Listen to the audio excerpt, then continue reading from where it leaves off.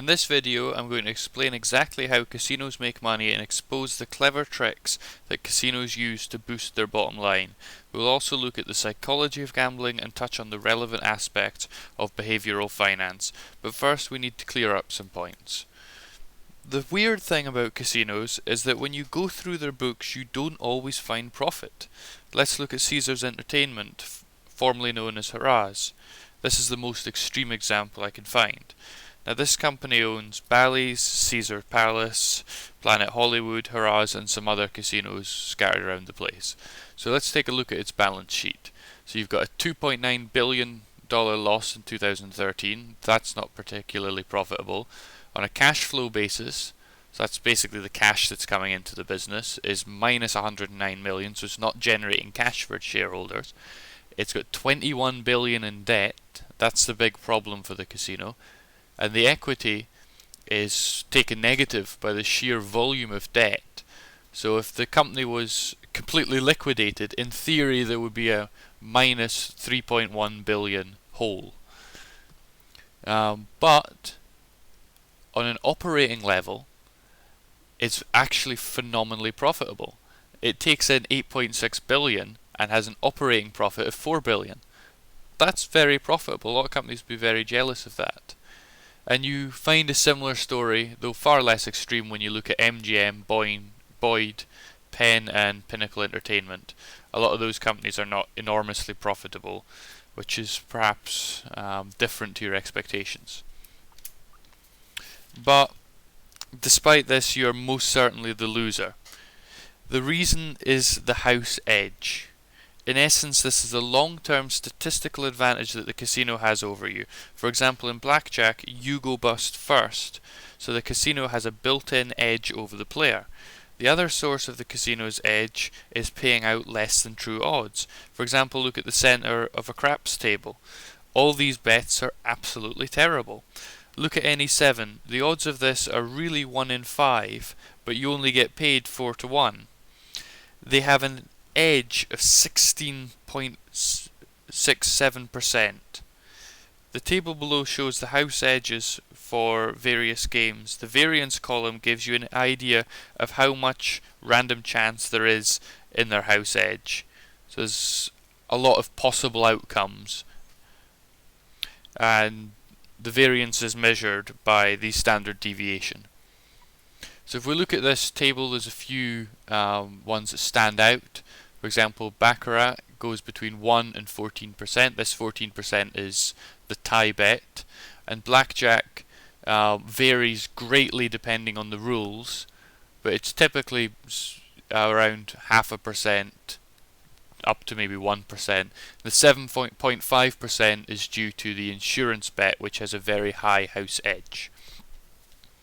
So moving on. Time. No one knows the phrase that time is money better than casino owners. The longer you play, the more you will lose. The reason for this is simple. The house edge grinds you down, and the random chance will not help you, as over time the casino's edge becomes more pronounced. For example, if you went in and bet $1 and never came back ever again in your entire life, you may have more than $1 by random chance, in spite of the fact you are at a disadvantage to the casino. But stay long enough and random chance becomes irrelevant, and the house edge progressively takes all your money. This is why casinos don't want you to leave. They are not giving you free stuff because they like you. They need you to stay long enough for the wealth transfer to complete. Another clever trick they use is to not let you know the time. Next time you're in a casino, try to find a clock. I bet you won't. So there you are, in the casino. You're in holiday mode, you're having a great time. Time flies when you're having fun, but you don't know this, as you're not keeping track of time. You're getting free coffee. Is it at all surprising that you're back at 4 AM? Is it any great surprise that you have no money? I don't think so. Add into this the fact that casinos like to play their games fast. Craps can be about 100 bets an hour. Slots can easily go up to 500 spins an hour. Very experienced players can play at a much higher speed. And when you combine fast play, long play times and high house edges, you have a recipe for financial disaster and, incidentally, casino profits. Another boon for the casino industry is the fact that humans are naturally irrational. We are very bad at understanding randomness and insist on seeing patterns in the noise. Casino games are random, so there is no patterns. Streaks can only be in the past tense. No one is ever on a streak. If you spend any time listening to gamblers play, you will hear gambler's fallacy. The truth is that in random games like roulette or slots, the past is irrelevant to the future. Gamblers and people in general refuse to believe this. In 1913, the roulette ball fell on black 26 times in a row, and gamblers lost millions insisting that red was next. The reality is that on any spin, red and black are equally likely, and the past results don't influence the future. One of the more bizarre things you will see in a casino is a sort of coincidental conditioning. For example, someone who wears a pink hat and wins the jackpot will perceive a connection. There is no connection. The laws of physics and probability are not different for pink hat wearers. This is pretty irrational. Trying to break even is another very irrational thing that casinos do. We will see why this is such a bad idea when we consider the mathematics of losses. The psychology of reward is also very interesting. I'll link to a fascinating video by Robert Spolsky at Stanford which explains this. The other thing you notice among gamblers is very loose accounting.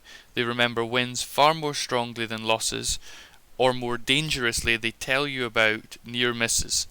Near misses are quite frankly a delusion. But to really understand the psychology of gambling, it is a good idea to look at behavioural finance.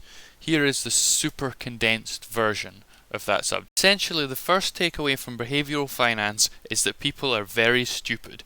People do not behave rationally or even in accordance with what they themselves say that they want to do. We also see that cognitive biases are very powerful. They are so powerful that people display these biases even after they are explained to them. We overestimate our abilities too. If you survey people on their abilities, you will find that most people consider themselves above average. In a casino, this manifests itself by people believing that they have skill in completely random games. We also know that people are generally risk averse. This risk aversion leads to irrationality. People don't like to lose money. In a casino, people who lose money try to win it back. This is an extremely high-risk strategy. We have also seen in studies that the further removed from cash money is, the easier it is to spend. Handing over money is painful in a way that handing over chips isn't.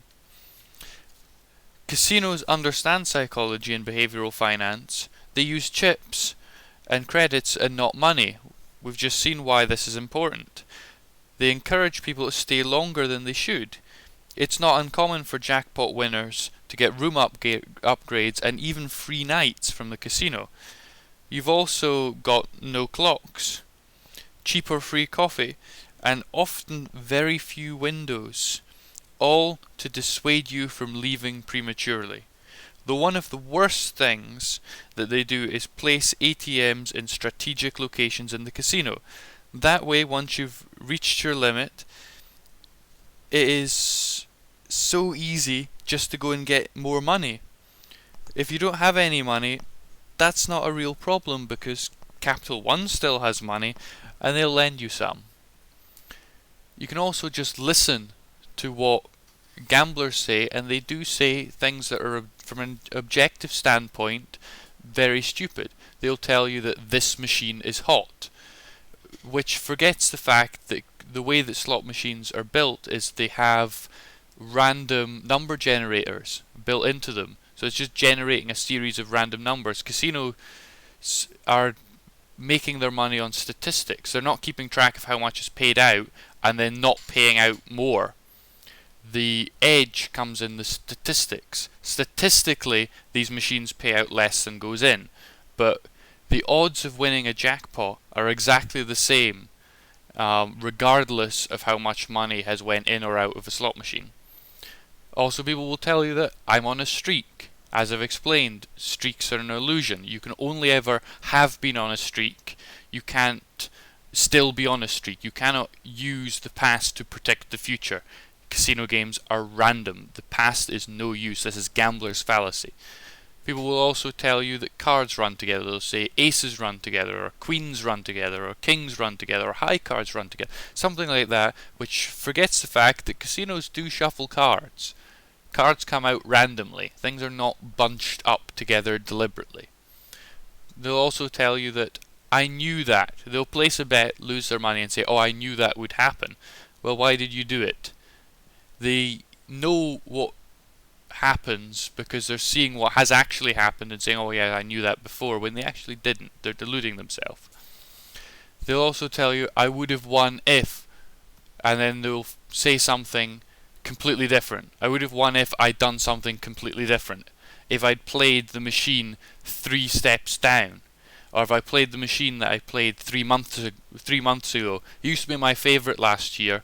I wish I'd still played that. If I'd won that, I would have got the jackpot. And this kind of thinking encourages people to keep playing because they see themselves as potential winners. But really what they're doing is just taking the immense amount of data that a casino presents to you and reinterpreting it in a way that justifies their behaviour. People will also say, I'm playing to break even. And when we look at the arithmetic of losses, you'll see that this is extremely bad. It's extremely difficult to win back your losses. It's very, very unlikely. And people will also tell you what they nearly had. They'll say, I nearly had a jackpot. They'll have 7-7 bar. These things and these near misses are a total illusion. There's no difference between 7 bar and 7-7 bar. No difference. The way that slot machines work, these symbols are not important. It's predetermined by the random number generator. That's just a display. The worst sort of irrationality, this is one of the worst ways that it is displayed, is some people have been known to wear adult diapers. They sit playing a slot machine and they don't want to leave because the next spin is going to be the jackpot, so they will stay there sometimes for days on end wearing adult diapers so that they don't have to get up to go to the toilet, because while they are at the toilet someone is going to play their machine and they are going to win the jackpot. This is unbelievably irrational thinking, and it's just tragic, really. It's not amusing, it's just tragic. Now, as I said, losses behave badly. As we know, the casino has an edge over you, and the more money you lose, the more you want to play. This is very, very bad for you, because losses are essentially naughty. To make up a 10% loss, you don't need to make a 10% profit, you need to make an 11.11% profit to break evenly. But the amount of profit required to make up losses increases exponentially with the losses. So to make up an 80% loss, you need a 400% profit, or in other words, to get to the same point, or rather slightly above, you would have to double your money 3 times in a row. And in the absolute best case scenario, which is where you're getting true odds 50-50, so it's 50% chance of winning, 50% chance of losing, and no house edge. For example, you've got the red-black bet in roulette, which is one of the closest you'll get to 50-50, but there's a house edge in there, so it's not really 50-50. In that case, 12.5% chance that you recoup your money, and an 87.5% chance that the casino gets all your money. Remember, you have to win 3 times in a row. For the casino to win, you just have to lose once. That's the reason why it's so difficult to win back your losses. And by making a series of small bets, the casino is just eating you up with the house edge, because over a large number of bets, your average is going to be a loss at the rate of the casino's house edge.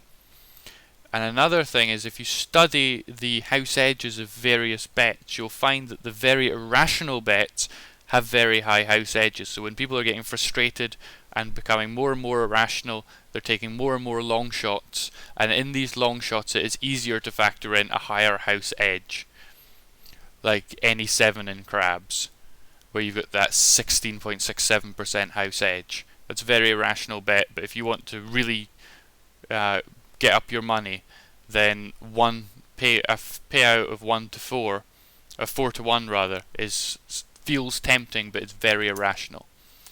So to conclude, the money that a casino makes is really a combination of its statistical advantage, time for that statistical advantage to be played out, and the irrationality of casino goers that continue to gamble and behave in strange ways that make them lose a lot of money. That's where the profits from the actual casino comes from. In the real world, gambling revenues are only about a third of the revenue of a lot of these casinos. You've got food, entertainment, and rooms that are the other part of casino profits. But in the actual casino, these are the 3 main things that contribute to the casino's profits. But interestingly, despite their potential profitability, which is really immense, the actual casino, stripping out all the other parts of the business, is phenomenally profitable. But they have a negative net value to the local economy. They're actually taking money out of the local economy and not creating any value. They are creating jobs, but when you add it all up, they're taking money out of the state. There's a very good video where Warren Buffett goes through this when he's aiding a campaign to prevent legalized gambling in Nevada. It's very well worth a watch, and I'll link to that. And finally, if you're a gambler, you need to stop gambling, or if you haven't started, take note of what I've said here and how you're being manipulated and how you are going to fall for a lot of biases, and you're not going to do anything smart, and you're very much guaranteed to lose.